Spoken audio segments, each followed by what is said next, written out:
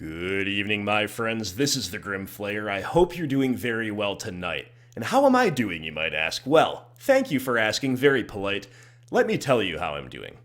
I am vindicated. I am selfish. I am wrong. I am right. I swear I'm right. I swear I knew it all along.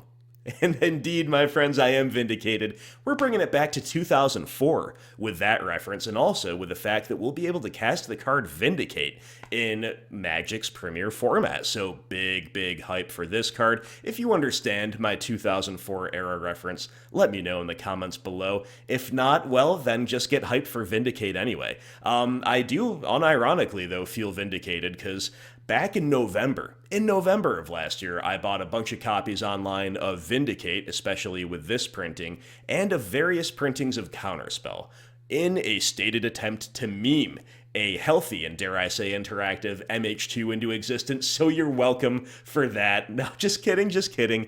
We are grateful, of course, to receive cards like that in Modern Horizons 2, and I'm certainly not the only one who expected this, but it is nice to have it confirmed to have this in Modern. There's some cool other printings to choose from as well. We've got this one with Soren, which is really nice, different energy, but still cool from the Mark Zug one, and then a brand new one, low-res image for you, but it does probably look absolutely spectacular in high-res, foil, whatever it is. So there we go. Vindicates in Modern, guys. Let's go. Very exciting stuff. Let's talk a little bit about why it is so exciting, but ultimately, this card will clearly junk. It clearly is dead. It is absolutely a role player at the very least in BWX mid-range decks. Thank you for watching, and let's talk a little bit about why. Hey you, yes, I'm talking to you, my fellow BGX mid-range kinsmen and kinswomen. Have you ever wished that your Maelstrom Pulse could blow up a land? Have you ever wished that your Assassin's Trophy could kill a creature without giving the opponent an untapped basic land?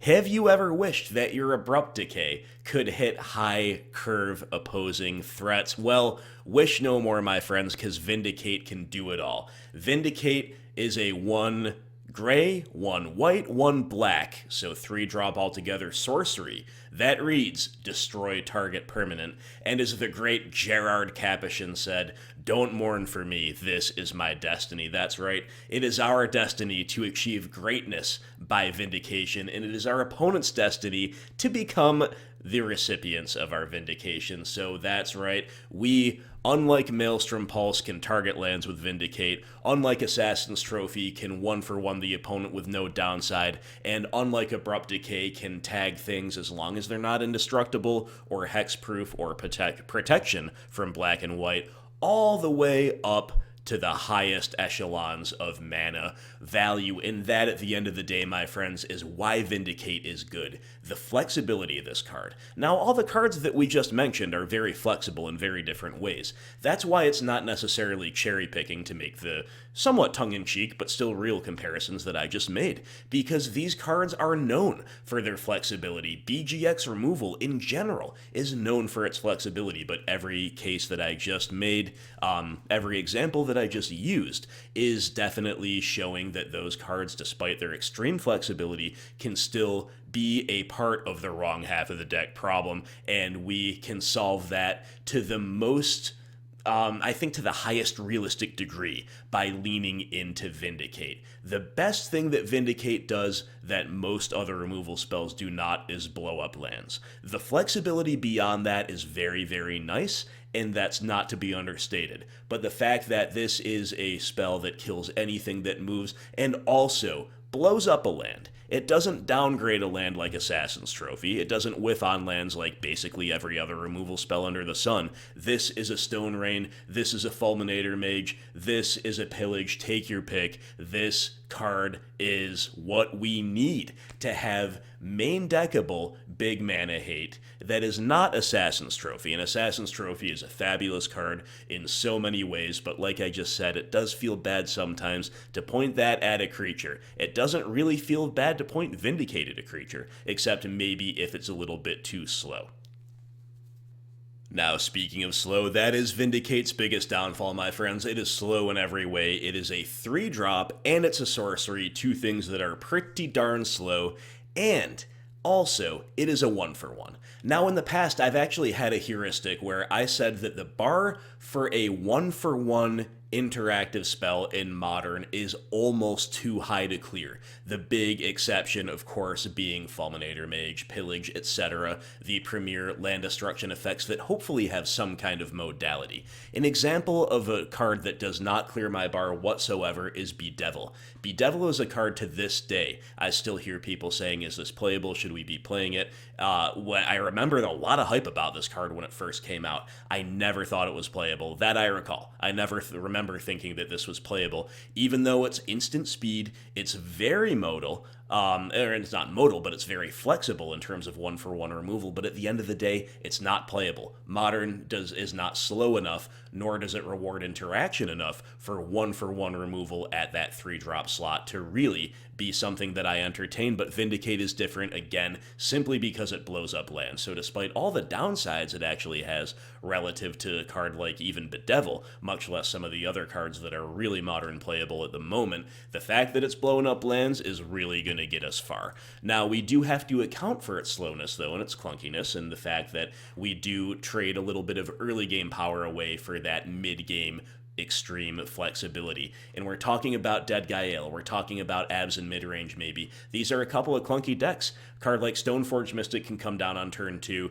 and then you're vindicating, but you haven't really done anything crazy with your turn 2 play. So if everything's lining up interaction-wise, that can be great. But the point here is to not get too greedy with what's going on around the Vindicate. And the card that does admittedly come to mind, although it doesn't necessarily slot too cleanly into Deadguy or Abzan as we know them, is Lurrus of the Dream Den. Why? Well, Lurrus of the Dream Den incentivizes a very low curve to begin with. You want your permanents to be concentrated, especially around the 0 and 1 drop slot, but also some 2s as well. This is by nature going to keep us away from big clunky permanents besides Lurrus itself, I guess, that compete with Vindicate. Lurrus also has the downside of not being able to play high curve permanents such as Fulminator Mage that otherwise might be best in class land destruction spells. Well, worry about that no more, because Vindicate slots so cleanly into Lurrus decks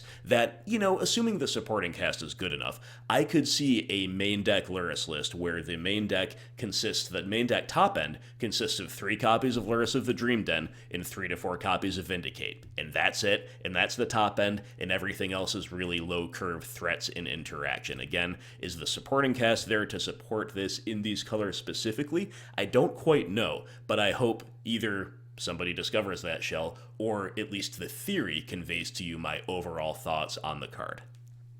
Now, retreating from the idea of a Lurrus shell just for a moment to explore a couple more quick theories, we could also double down on land destruction. It doesn't have to be either or. Suddenly, we could pivot to a deck that has an extreme depletion plan, an extreme land destruction plan, not only against big mana, but against any other archetype that is truly vulnerable to repeated heavy LD, because again, Vindicate is so flexible that this is your main deck Stone Rain effect, right? And we already have been able to successfully, on these types of mid-range decks, accommodate some number of slots for a card like Fulminator Mage in the sideboard. So in theory, Vindicate competes with other main deck cards. You can still double, quadruple, whatever it's going to be down on LD effects in the sideboard. Now, in addition to that, or alternatively to that, remember that this fun little Goblin Shaman Ignoble Hierarch is now legal in Modern, and Abzan could already have been playing maybe a Noble Hierarch in the past,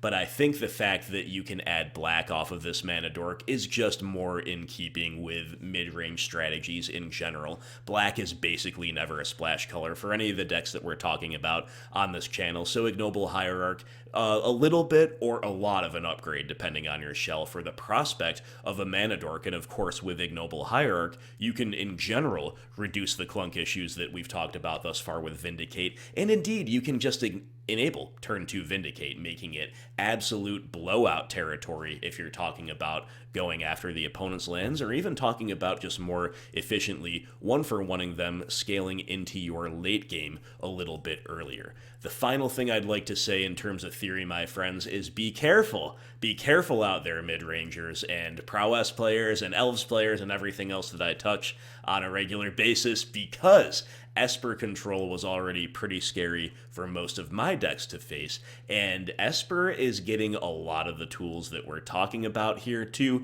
including Vindicate, so just heads up for that. This is not only a mid-range card, not by any stretch of the imagination, so lots and lots of decks can play Vindicate. At the same time, I don't think it is completely insane. I don't think it's going to homogenize Modern. Modern, especially after the rest of MH2 comes out, is going to be still so powerful, so fast, and so resilient that a mere 1-for-1 sorcery speed trade, even one as flexible as Vindicate, is not going to homogenize, oppress, or otherwise determine single-handedly the direction of the format. Vindicated.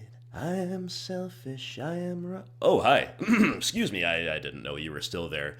Oh, I guess I forgot to do my conclusion. Thank you so much for watching. Really appreciate you. Hey, give me your hot takes on Vindicate below. What are you going to play it in? What's the best shell around it? How do we best maximize this card? And how do we best watch out for opposing Vindicates coming our way? Thanks again for watching. Stay tuned for more spoilers. I promised you. Did I not promise you that we're going off the goop this spoiler season? Can't even help myself. It's such a good time. But it wouldn't be anything without you, the viewer. So give this a thumbs up. Spread the word. Thanks again, and I'll talk to you for the next one.